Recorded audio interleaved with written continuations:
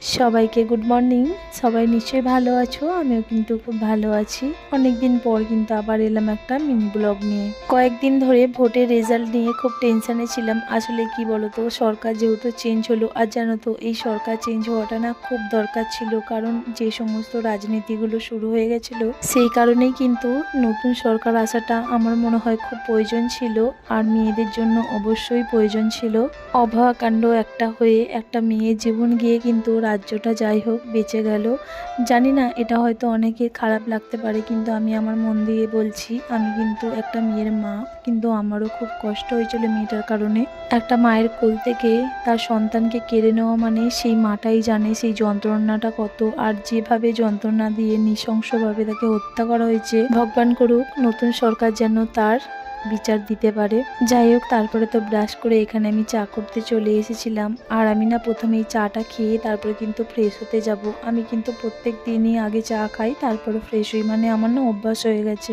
তোমরা তো জানো আমি না চা খেলে না একদম কাজ করতে পারি না। যাই হোক, তারপরে কিন্তু ফ্রেশ হয়ে না আমি এখানে এসে ঠাকুরদেরকে কিন্তু পরিষ্কার পরিচ্ছন্ন করে নিচ্ছিলাম। আমি যেমন ঘুম থেকে উঠে নিজে পরিষ্কার পরিচ্ছন্ন হয়ে নিজের বাসি কাপড় জামা ছেড়ে নিই, তেমন কিন্তু আমি ঘুম থেকে উঠে আগে ঠাকুরের জায়গাটাও ভালো করে পরিষ্কার করে নিই। বাসি কাজটা সেরে আমি নিজেও ফ্রেশ হয়ে বাসি জামা কাপড় ছেড়ে কিন্তু আগের দিনে যে সমস্ত থালা বাসন সেগুলো গুছিয়ে নিয়ে তুলে তারপরে কিন্তু সিংহাসনটা মুছে নিলাম। সকালে জানো তো আজকে কালকে তরকারি ছিল, সেই দিয়েই কিন্তু সকালের টিফিনটা করেছিলাম। তারপরে কিন্তু রান্না টান্না করে এদিকে স্নান করে এসে ঠাকুরকে কিন্তু খেতে দিয়ে দিচ্ছিলাম। আজকে জানো তো আম এনেছে, সেই কারণেই কিন্তু আমি আমাদের গোপালকে আর ঘরের সমস্ত ঠাকুরকে কিন্তু আজকে ভাবলাম আম দিয়েই পুজো করি, আর গোপালকে কিন্তু দিয়ে দিয়েছিলাম আমের দুটো আঁটি।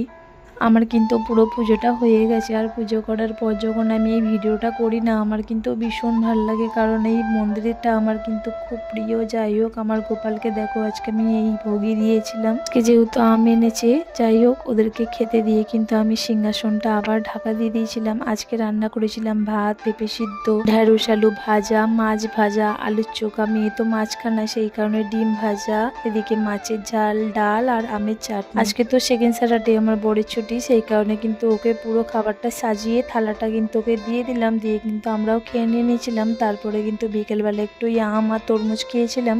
আমটা তো তোমাদেরকে আগেই দেখিয়েছিলাম যে এটা আমি গোপালকে দিয়েছিলাম, সেই কারণে কিন্তু আমরা তারপরে খেয়েছিলাম। আর জানো তো তারপরেই দেখলাম বিকেলবেলা এখানে বেশ ঝোড়ো হাওয়া দিচ্ছে, মানে একটু ঝড় টাইপের হয়ে গেছিল। সন্ধ্যের সময় কিন্তু একটা ক্রিম রোল খেলাম। যাই হোক, ভিডিওটি ভালো লাগলে ফলো করে পাশে